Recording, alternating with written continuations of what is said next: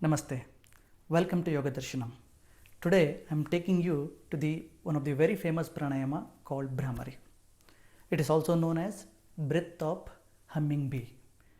Brahmari means name of a black bee. Here we make a sound like a humming bee, or we hum, we make a sound like a bee sound. So it has several benefits. People are talking about so many benefits, but one of the very important benefit is this pranayama produces nitric oxide. Yes, nitric oxide is called nectar according to Yogi. Yogi called it nectar, but chemically it has a name called nitric oxide.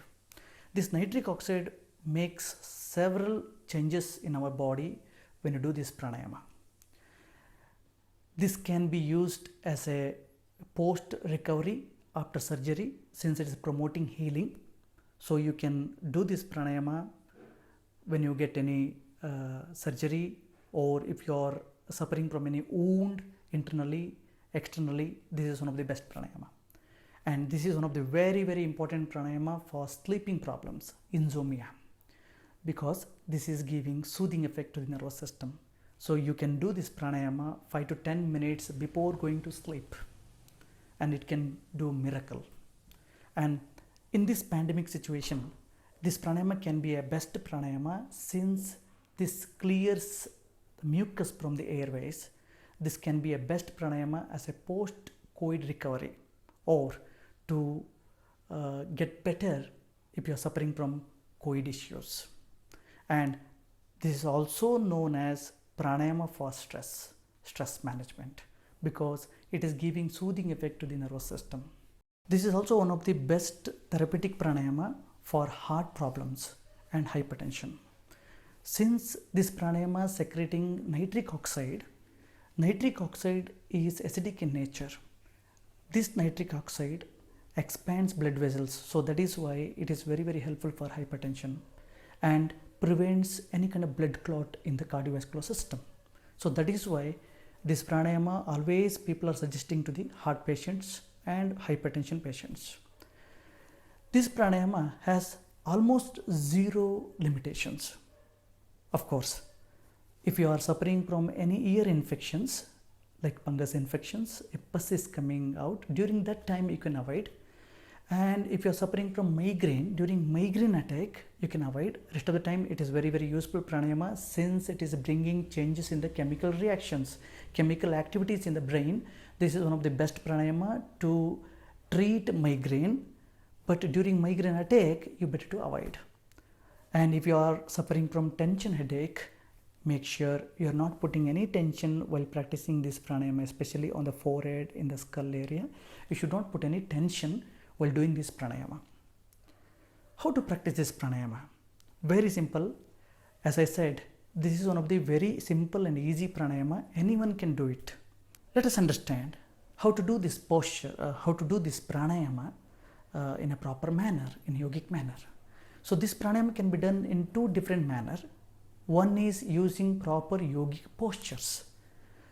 Proper yogic postures can be Padmasana, Vajrasana, Virasana, Siddhasana, or simple crossed leg on the floor called Sukhasana. You need not to depend on these postures. You can also sit in the chair, in the sofa, or on the tool, in case if you are not able to sit on the floor, or if you are suffering from knee arthritis and knee pain, all these things. But you may sit in yogic postures, or you may sit in the chair. You must keep your head, neck, back upright in position. That is very important.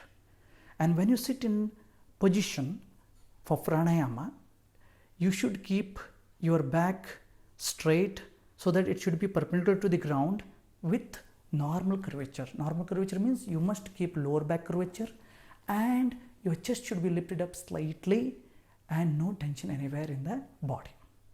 And in this position, you can practice this pranayama in two different manners. One is using mudras, another one is actually using without mudras. If you are using mudra, you better to use this pranayama, practice this pranayama using chin mudra. Chin mudra, once again, very good for brain and brain related issues. So this pranayama can be a best combo to practice most of the brain related problems. So Chin Mudra can be adapted like this, touching your tip of the thumb and index finger, and place it on the lap and just start this pranayama that I show you later. And another is actually very famous mudra called Shanmukhi Mudra. This is very useful in the case of stress because that gives soothing effect and reduces stress very well. And even this Shanmukhi Mudra can be used for other brain related issues also. So Shanmukhi Mudra can be like this. Your index finger should be on your eyebrow like this, and your middle finger can be on your lower eye socket, and close your eyelid. Make sure you are not pressing your eyeball, that is very important, and your ring finger next to your nose like this, and little finger on upper lip, and thumb should be to close your ear hole using your external ear like this. Close external ear using your thumb so that you are not hearing any sound, anything from outside, and this is called Shanmukhi Mudra. In this mudra you can start to make humming bee sound. So these are the two different manners, different type of mudras to practice Bhramari Pranayama, and there are two different mode also there to make sound, humming bee sound.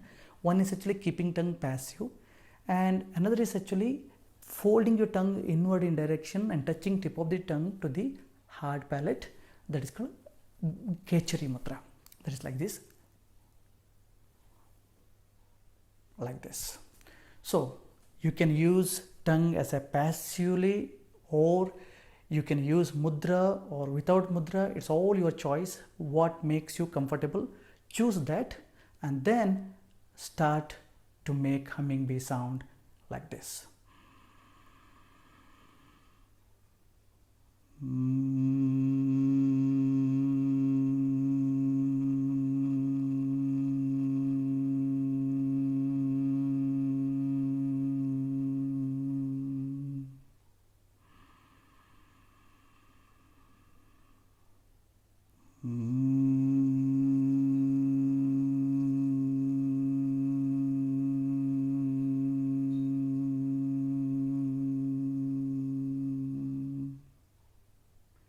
Do this 5 to 10 minutes continuously.